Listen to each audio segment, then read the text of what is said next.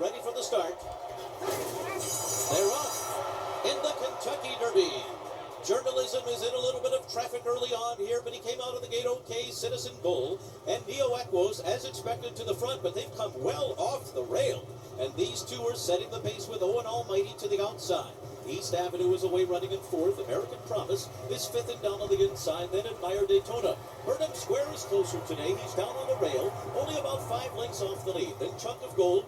Journalism is saving ground into that turn. He's in the middle of the pack as Cold Battle goes up on the far outside with Render Judgment and Flying Mohawk. Then comes Publisher by Aza to the outside. Down toward the rail, Japan's Luxor Cafe leads Sovereignty. Tistastic and Sandman are next. And Final Gambit is the trailer as they race past this half mile in 46.23 seconds. So the pace is honest enough, set by the Baffert runners, Citizen Bull, and Neo Equos is pressing it on the outside. American Promise together with Owen Almighty, third and fourth. Break of another 2.5 to East Avenue in fifth. Burnham Square is sixth on the inside. Brian Hernandez has him down on the rail like he did with Mystic Dan last year. They're about 6 lengths off the lead as they race for the far turn. Citizen Bull on the inside. Neo Equos on the outside. These two right together on the lead. American Promise comes under pressure. Owen Almighty is fourth by 2.5.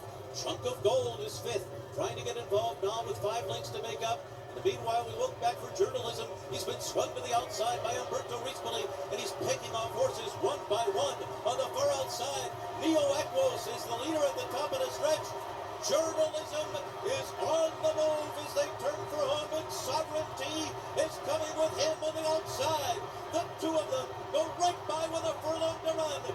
Journalism and Sovereignty, nose to nose, down to the last 16th of a mile. Sovereignty has taken the lead. Journalism is second toward the inside. Baez is third, but it will be Sovereignty to rule the Kentucky Derby. Journalism and Baez over next. Final Gambit was fourth. The final time was 2:02.31 seconds. We wondered how this race would set up. Fast early pace. It was. Setting up for a closer. Trained by Bill Mott. Sovereignty, your Derby 151 winner. Back early, made a slight middle move as he's accustomed to doing at times. Looked like he was following Journalism around the turn, around horses about 4 wide, and then the race was on through the stretch. It was Journalism and Sovereignty, neck and neck, head and head. In the final 100 yards, Sovereignty proved the best. The first Kentucky Derby winner for Godolphin and Sheikh Mohammed, who's been ruling American racing in the Eclipse Awards lately. The second for Bill Mott, but the first one was by disqualification with Country House in 2019. Now he gets to experience winning the Derby for real the first time. Junior Alvarado. His first, yes. Did not affect him, did not affect the horse. Journalism, the favorite, ran well. Baeza was right behind him in third, just like the Santa Anita Derby, except Sovereignty loves Churchill Downs and just improved past those two. Yeah.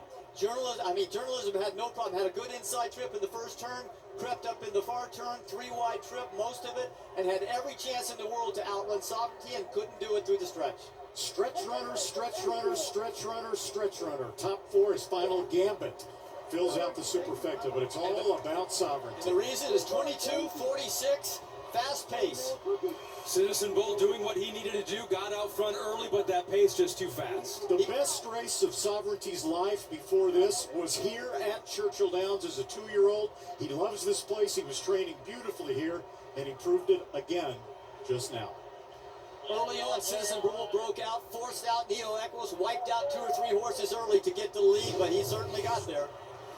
Take a look around the far turn, guys. Okay, you can see Sovereignty actually following Journalism. He had made that middle move to get up in behind him as they came around the turn. At the top of the stretch, it's Sovereignty on the outside, Journalism on the inside. Slight edge to Journalism at this point, but Sovereignty has him in his sights, and he's slowly grinding him down and then drawing away in the final 16th of a mile. Just a nice ride by Junior Alvarado, gets his first Kentucky Derby. Was hurt about a month and a half ago, didn't know if he'd get back in time. He certainly did, and thank God he did. We've said it before, and it's worth saying again. There's no better trainer in America at circling a date on the calendar and having a horse ready for a peak effort on that date, and Bill Mott has done it again. We get it down to the track, Donna, with the winning jockey in Junior Alvarado. Ahmed, there was a very sweet moment after the race when Junior, all of the jockeys, maybe not all of them, but at least 10 of them came by to congratulate you. You are one of theirs, and now you finally get your first Kentucky Derby win. What's this mean? You know, first of all, thank you. I gotta thank my Lord Jesus for giving me this Kentucky Derby win. It was him and Sovereignty who got me all the way to the wire. And, you know, it meant the world to me. My family's here. I thought I had a great chance. Mr. Mott, I mean, I was so confident the whole week. I knew Mr. Mott could have done that.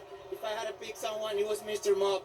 And, you know, like, we've been a team for a while. It's just like, it's more than even a dream come true just to have it done with him and the Godolphin people who have been very helpful throughout my career too. Junior, you've overcome many injuries along the way, including an injury 5 weeks ago that set you back for 3 weeks.